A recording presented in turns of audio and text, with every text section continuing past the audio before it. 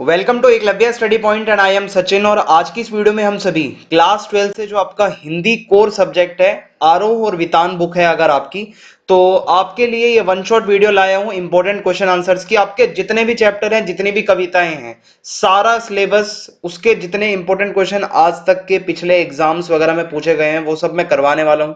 आप इन सभी क्वेश्चंस को अच्छे से देख लीजिए अगर आपने अभी तक कुछ नहीं पढ़ा।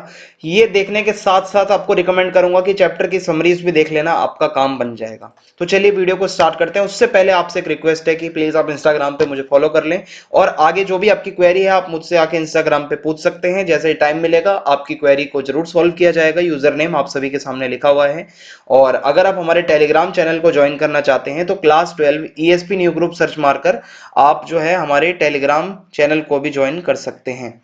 और हमारी वेबसाइट पे आप सभी को नोट्स प्रोवाइड करवा दिए जाते हैं जो कि बिल्कुल फ्री ऑफ कॉस्ट है। तो www.eklavyastudypoint.com हमारी वेबसाइट है। तो मैं आपको ज्यादा क्वेश्चन नहीं करवाऊंगा इसमें। वैसे अगर करवाने बैठा तो भाई बहुत सारे क्वेश्चन बनते हैं, पर कुछ छांट के क्वेश्चन लाया हूं। अगर यहां से आप कर लेते हो तो आपका आसपास यहीं से ही फंसेगा भाई। फिर पहला क्वेश्चन है हमारा, दिन जल्दी जल्दी ढलता है कविता में कवि अपने घर की ओर लौटने में शिथिल और अनुत्साहित क्यों है। देखो मैंने आपको बता दिया है, वन शॉट वीडियो है, इसमें कविता और आपके सारे चैप्टर सबके इंपॉर्टेंट क्वेश्चन इसी वीडियो में है, तो आपको एंड तक देखनी है वीडियो। तो ये जो गीत है इसमें कवि सोचता है कि ऐसी स्थिति में जबकि सभी अपनी मंजिल की ओर जाने की व्यग्रता मन में लिए हुए हैं, हर किसी को जल्दी है अपनी मंजिल तक पहुंचने की, लेकिन उसके लिए ऐसा है कौन भाई जिससे वो मिलना चाहता है, जिससे उसके मन मतलब जो है व्याकुल हो मन, या वो इतना शीघ्रता करे। तो ऐसे में फिर वो ठंडा पड़ जाता है, शिथिल हो जाता है। दिन जल्दी जल्दी ढलता है कविता का प्रतिपाद्य लिखिए। अगर ये प्रतिपाद्य याद कर लेते हो ना, मैं कह रहा हूं कोई भी कविता आ जाए, कोई भी क्वेश्चन आ जाए, आप यही लिख दोगे तो भी आपका चल जाएगा। अगर आपको उसका आंसर बिल्कुल भी नहीं आता तो प्रतिपाद्य लिख दोगे ना, तो भी आपके कीवर्ड मैच हो जाएंगे। तो इस कविता में कवि ने प्रेम की व्यग्रता या व्याकुलता को बताया है। ठीक है, ये जो कविता है, पथिक को अपने प्रियजनों से जल्दी मिलने की चाह है, इसलिए वो जल्दी जल्दी चलने का मतलब प्रयास कर रहा है, कोशिश कर रहा है। और इसी प्रकार अपने बच्चों के विषय में सोचकर पक्षी भी क्या करते हैं, अपने पंख तेज कर लेते हैं। तो वे जल्दी जल्दी से अपने घोंसले, अपनी नीड की तरफ जाना चाहते हैं। जबकि कवि जो है वो अकेला है, कोई उसका वेट नहीं कर रहा, वो बहुत सिंगल है, अकेला है, तो वो ठंडा पड़ जाता है। यही इसमें बताया गया है। आत्म परिचय कविता के शीर्षक की सार्थकता स्पष्ट कीजिए। आत्म परिचय, तो आत्म परिचय जो मतलब कविता है, इसमें कवि स्वयं की अस्मिता को इस दुनिया के सामने प्रकट कर रहा है, कितना वो परेशान है और उसका हृदय प्यार बांटता है और संसार फिर भी उसके ऊपर कटाक्ष करता है, संसार उसके साथ अच्छा नहीं करता। अतः वह अपने दिल में आग लिए घूम रहा है। ठीक है, अपने मन की हर बात कवि स्पष्ट रूप से कह रहा है। ये कवि की वेदना है इस कविता के अंदर जो बताया गया है। और वह अपने भग्न स्वप्नों का खंडर ढो रहा है और वो अपनी संपूर्ण मादकता को लेकर घूम रहा है। इस प्रकार कविता की एक एक पंक्ति जो है, यानी कि जो आत्म परिचय का मतलब होता है खुद के बारे में लिखना, जो जो लाइनें कविता में लिखी हैं वो सारी लाइनें कवि के बारे में कुछ ना कुछ बताती हैं। तो बिल्कुल बढ़िया शीर्षक है। बच्चे किस बात की आशा में नीड़ों से झांक रहे होंगे। तो जो बच्चे हैं, यानी कि जो चिड़िया के बच्चे हैं, वो घोंसलों से अपना अपना सिर निकालकर अपने माता पिता की वेट कर रहे हैं, प्रतीक्षा कर रहे हैं, ताकि उनको भोजन, उनको प्यार मिले। बच्चे बहुत आशावादी होते हैं, एक आशा में रहते हैं। वे दाना पाने और अपनी माँ के शीघ्र लौट आने की आस लिए घोंसलों से झांक रहे होते हैं। वे सुबह से शाम तक इसी धैर्य में बैठे रहते हैं कि उनका भोजन आएगा, उनके माता पिता उन्हें प्यार करेंगे। पतंग कविता का मूल भाव अपने शब्दों में स्पष्ट कीजिए। तो देखो, पतंग कविता जो है आलोक धनवा की एक लंबी कविता है। ठीक है, और यहाँ पे अगर आप देखोगे तो इसमें बाल सुलभ इच्छाओं, यानी कि बच्चों की जो इच्छाएं होती हैं और उनकी जो उमंग होती है वो बहुत अच्छे से सुंदर तरीके से दिखाया गया है। तो इसमें बाल सुलभ क्रियाकलाप, जो एक्टिविटीज बच्चे करते हैं, और प्राकृतिक परिवर्तनों को बहुत अच्छे से बिंबों द्वारा बताया गया है। बच्चों की उमंगों का रंग बिरंगा सपना है पतंग। तो आकाश में उड़ती रंग बिरंगी तितलियों जैसी पतंग उन्हें आकर्षित करती है। और बाल मन, जो बच्चों का मन होता है, वो अपने हाथों से पतंगों को छूना चाहता है और उसके पार जाना चाहता है। हर बच्चे का यही सपना है। और इसमें वे बच्चे भी शामिल हैं जो गिरकर बच जाते हैं और जीवन में संभलना सीख जाते हैं। तो नई पतंग उनकी नई उमंगों का प्रतीक है। तो पतंग के माध्यम से, एक बिंब के माध्यम से यहाँ पे हमें बच्चों का मन बताया गया है। बात की चूड़ी मरने और उसे सहूलियत से बरतने से कवि का क्या अभिप्राय है। बात सीधी थी पर कविता के आधार पर बताओ। तो देखो, बात की चूड़ी मर जाना और उसे सहूलियत से बरतने से कवि का मतलब है कि कथ्य के भाव या अभिव्यक्ति के अनुरूप ही माध्यम का चुनाव करना चाहिए। भाषा हमारे भावों को अभिव्यक्त करने का साधन या जरिया मात्र है। ठीक है, तो अभिव्यक्ति के अनुरूप और कथ्य का जो भाव है उसी के अनुसार हमें अपने माध्यम को चुनना चाहिए बोलने के। और भाषा हमारे भावों को अभिव्यक्त करने का साधन होता है। जो हमारे भाव होते हैं वो हम भाषा से ही सामने वाले को बता पाते हैं। भाषा को सहूलियत से बरतने से क्या अभिप्राय है? तो देखो, भाषा को सहूलियत से बरतने का मतलब है भाषा को सुविधाजनक एवं सहज ढंग से बताओ। ठीक है, व्यर्थ के शब्द जाल, बहुत ज्यादा जो मुश्किल शब्द हैं और वो सब ना लिखो। ठीक है, लेखक बोलता है, ताकि पाठक को परेशानी ना हो। भाषा सहूलियत वाली होगी, रचनात्मक ढंग से लिखोगे, ठीक है, तो आसानी से समझ भी आएगी, ये बताया जा रहा है। कैमरे में बंद अपाहिज कविता का प्रतिपाद्य बताना है आपको। ठीक है, तो देखो, कैमरे में बंद कविता, सॉरी, कैमरे में बंद अपाहिज कविता जो है, इसमें कवि रघुवीर साय ने मीडिया और समाज की संवेदनहीनता बताई है कि मीडिया किस तरीके से अपने कार्यक्रम को और ज्यादा आकर्षक और बिकाऊ बनाने के लिए विकलांग लोगों को लाते हैं, ताकि जनता उन्हें देखे, जनता को उनको देखकर दुख हो और उनकी टीआरपी बढ़े। कैमरे के सामने आकर उन अपाहिज लोगों से ऐसे ऐसे क्रूर यानी कि कठोर कठोर प्रश्न किए जाते हैं, वो रो देते हैं बेचारे। तो इस कविता में ये बताया जाता है कि समाज के लोग भी ये चीजें देख रहे हैं जबकि कुछ बोल नहीं रहे। सारा कुछ व्यवसाय है, बिजनेस है और कुछ भी नहीं है। लोगों के दुख दर्द को लोग यहाँ पर बिजनेस की तरह बेच रहे हैं, टीवी में दिखा दिखा के, ये बताया गया है। विप्लव के बादल की घोर गर्जना का धनी लोगों पर क्या प्रभाव पड़ा है? बादल राग कविता के आधार पर बताओ। तो समाज का धनी वर्ग जो होता है वो बहुत ताकतवर होता है, प्रभुत्वशाली होता है, और ये वर्ग पूंजीवादी होता है, सामंती होता है, बहुत पैसे वाला होता है। इसे किसी भी प्रकार के सामाजिक परिवर्तन से भय होता है कि अगर कुछ लोगों ने क्रांति कर दी तो दिक्कत हो जाएगी। ये वर्ग शोषण की बुनियाद पर टिका होता है। कमजोर, वंचित और पिछड़े लोग इसके शिकार बनते हैं। देखो, बड़े लोग किसको शिकार बनाते हैं? छोटे लोगों को, वंचित लोगों को। लेकिन जब दबी कुचली जनता अपनी शक्ति का प्रदर्शन करती है, जब लोग अपने लिए आवाज उठाते हैं, तो ये शोषण करने वाले लोग भी डर जाते हैं। तो विप्लव के बादल जब घोर गर्जना करते हैं तो धनी वर्ग अपने विनाश, मृत्यु और लुटने की आशंका से ग्रस्त हो जाता है। जब लोगों में आवाज आती है ना, गर्जना होती है, जब लोग गुस्से में आते हैं, तो धनी से धनी वर्ग भी उनके, मैं कह रहा हूं कि सब कुछ कांप जाता है। ठीक है, मतलब उनके महल, बड़े बड़े महल कांप जाते हैं, डर जाते हैं, वो अपने रूम में बैठ जाते हैं। विप्लव रव से छोटे ही हैं शोभा पाते। पंक्ति में विप्लव रव से क्या तात्पर्य है? विप्लव रव का मतलब होता है क्रांति। तो सामाजिक क्रांति परिवर्तन के लिए होती है। जो भी क्रांति का मतलब होता है बदलाव आना। ऐसे परिवर्तन समाज के कमजोर, वंचित और शोषण के शिकार लोगों को एक नई दिशा देते हैं। जब लोग, ये पिछड़े लोग अपने लिए आवाज उठाते हैं, क्रांति करते हैं, तो छोटे ही हैं शोभा पाते। इसलिए कहा गया है क्योंकि क्रांति से समाज के पिछड़े लोगों को ही आगे बढ़ने का मौका मिलता है। ये है इसमें। उषा कविता के आधार पर उस जादू को स्पष्ट कीजिए जो सूर्योदय के साथ टूट जाता है। तो देखो, सूर्योदय से पहले आकाश में नए नए रंग दिखते हैं। जब आपने देखा होगा सनसेट से पहले लाल सा, ठीक है, लाल काले रंग, बहुत जादूगर सा, मतलब एकदम जादुई वातावरण हो जाता है। तो ऐसे रंग बिरंगे वातावरण को ही उषा का जादू या सुबह का जादू कहा जाता है। तो सूर्योदय होते ही ये सारे रंग विलीन हो जाते हैं, अर्थात जैसे सूर्योदय होता है उसका प्रकाश उजाले के सामने आकाश के सारे रंग, मतलब जब धूप आ जाती है तेज कड़क वाली, तो सारा रंग गायब हो जाता है, जो जादूगरी सा रंग होता है। उषा कविता का प्रतिपाद्य बताना है अब हमें इस क्वेश्चन में। तो देखो, उषा कविता की रचना नई कविता के विशिष्ट कवि शमशेर बहादुर सिंह ने करी है। इसके कवि शमशेर बहादुर सिंह जी हैं। उषा का सौंदर्य यानी कि सुबह के टाइम बहुत ही मनमोहक होता है। इस समय की प्रकृति अपने को पल पल बदलती रहती है, जैसे जैसे सूर्य उदय होता है, बहुत आकर्षित लगता है सब कुछ। और उषा काल यानी कि सुबह का जो आकाश होता है, जो आसमान होता है, बहुत पवित्र सा लगता है, स्वच्छ, निर्मल और उज्जवल सा लगता है। और मतलब यहाँ पे प्राकृतिक सुंदरता बहुत अच्छे से बताई गई है। ठीक है, यही आप इसमें मान सकते हो।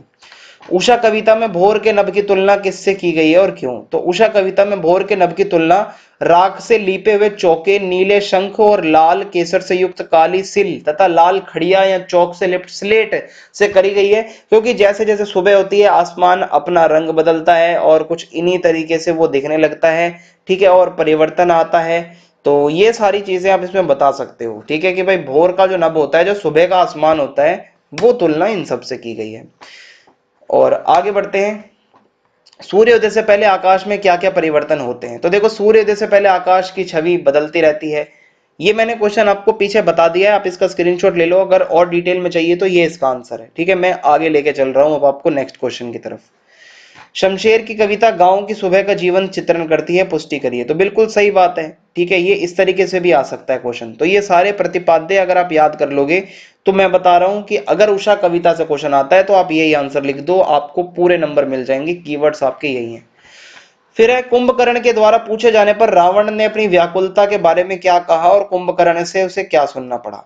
तो देखो, कुंभकर्ण द्वारा पूछे जाने पर रावण अपनी व्याकुलता बताते हुए बोलता है कि हनुमान के रूप में साक्षात्कार का देह धारण किए उसने लंका में हाहाकार मचा दिया है, और इस बात पर कुंभकर्ण ने रावण से कहा भरा था, आपने सीता हरण किया है, इसी कारण हनुमान सारे असुरों का संहार कर रहे हैं। तो ये सब बातें होती हैं उन दोनों के बीच में। बेकारी की समस्या तुलसी के जमाने में भी थी, यानी कि तुलसी अपने जमाने की आर्थिक विशेषता कैसे बताते हैं, ये क्वेश्चन भी आ सकता है। तो तुलसीदास जी का युग में भी बहुत ज्यादा बेकारी होती थी, लोग मतलब बेरोजगार भी थे और कमाकर पैसे भी नहीं मिलते थे, अकाल था चारों ओर, किसानों को कृषि की सुविधा नहीं मिल रही थी, भिखारी को भीख नहीं मिल रही थी, काम धंधा चौपट हो चुका था और चारों ओर बेरोजगारी थी। पेट भरने के लिए बच्चे भी बेचे जा रहे थे, दरिद्रता बहुत ज्यादा थी, लोग लाचारी में अपने संतानों को बेचने के लिए विवश थे। फिर है कवितावली के छंदों में अपने युग की आर्थिक और सामाजिक विषमता की अभिव्यक्ति है, या तुलसीदास अपने समय की आर्थिक और सामाजिक विषमता की अभिव्यक्ति करते हैं, ये ऐसे भी क्वेश्चन आ सकता है। तो इसमें पीछे जो मैंने बताया है वो सब आप लिख सकते हो कि भाई गरीबी, बेकारी, भुखमरी ये सब बहुत था, किसान मजदूर बढ़िया इत्यादि, ये लोग बहुत हरास हो रहे थे, इनका बहुत हरास हो रहा था, यानी कि ये गरीबी में बहुत ज्यादा थे भाई।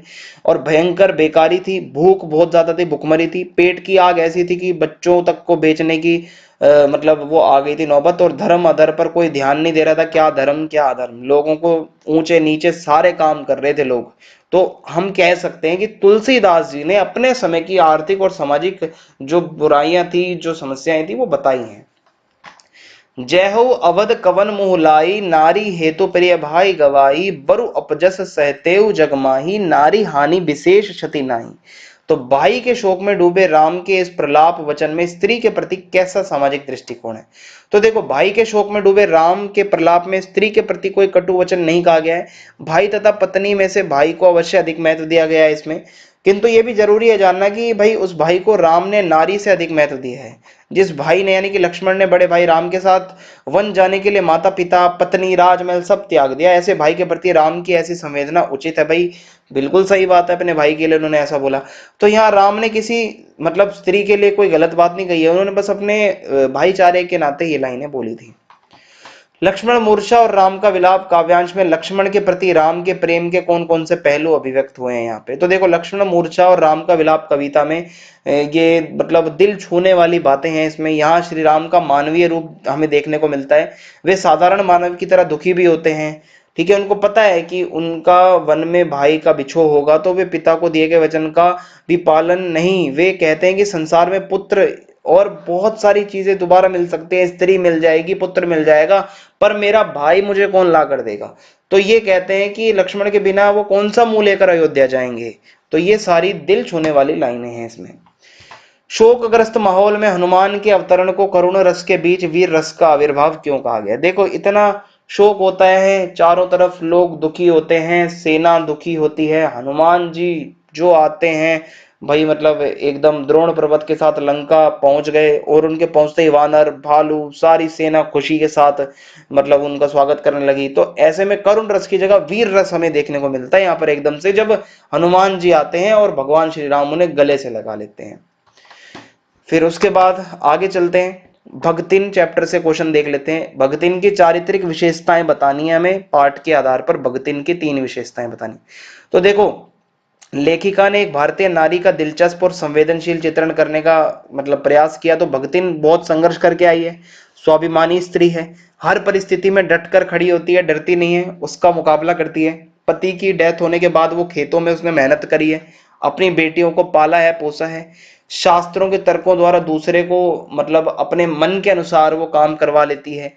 कह सकते हैं कि भगतिन कर्तव्य का पालन करती है, संघर्षशील है, स्वाभिमानी है, बहुत सारे गुण हैं उसके अंदर। भगतिन नाम किसने और क्यों दिया उसे। तो पाठ के आधार पर उत्तर देना है हमें कि भगतिन अपना वास्तविक नाम लोगों से आखिर क्यों छुपाती थी। तो भगतिन का असली जो नाम था वो लक्ष्मीन था, यानी कि लक्ष्मी। तो लक्ष्मी का मतलब होता है धन की देवी, लेकिन उसकी दशा, उसके जो हालात थे वो नाम से तो मिलते नहीं थे। उसके जीवन में धन तो था ही नहीं, इसलिए वो अपना असली नाम किसी को बताते नहीं थे। उसकी वेशभूषा, उसके कपड़े, उसका हाव भाव, उसके चाल और मुड़ा हुआ सिर, गले में पड़ी माला, ये सब देखकर महादेवी वर्मा ने उसका नाम भगतिन रख दिया। वो भक्त की तरह लगती थी, तो यही कारण है, और कोई इसमें ज्यादा है नहीं। बाजार के बाजारूपन में परचेजिंग पावर की भूमिका को स्पष्ट कीजिए। तो परचेजिंग पावर क्या है? तो देखो, परचेजिंग पावर का मतलब होता है पैसे की वो पावर जिससे आप कभी भी कुछ भी महंगी वस्तु खरीद सकते हो। तो मॉल की संस्कृति, सामान्य बाजार और हाट की संस्कृति सभी परचेजिंग पावर से चलते हैं। जो लोगों के पास ज्यादा पैसा है वो खरीद लेते हैं। तो मॉल की संस्कृति में लगभग सभी प्रकार की वस्तुएं एक ही स्थान पर ऊंची कीमतों में मिल जाती हैं। मॉल में आप कभी जाओगे ना, तो वहां पे ब्रांड होते हैं और ब्रांडों की दुकानें होती हैं। एक रेट पर सामान मिलता है, सारा सामान एक जगह मिल जाता है, पर महंगा। तो ग्राहक भी अलग अलग तरीके के होते हैं, कोई गरीब है, कोई मिडिल क्लास है, कोई भाई बहुत ज्यादा परचेजिंग पावर वाला आदमी है, कोई धनाढ्य है बहुत ज्यादा। तो ये आपको देखने को मिलता है, परचेजिंग पावर देखने को मिलती है मॉल्स में। बाजार दर्शन के आधार पर बाजार का जादू चढ़ने और उतरने का आशय स्पष्ट कीजिए।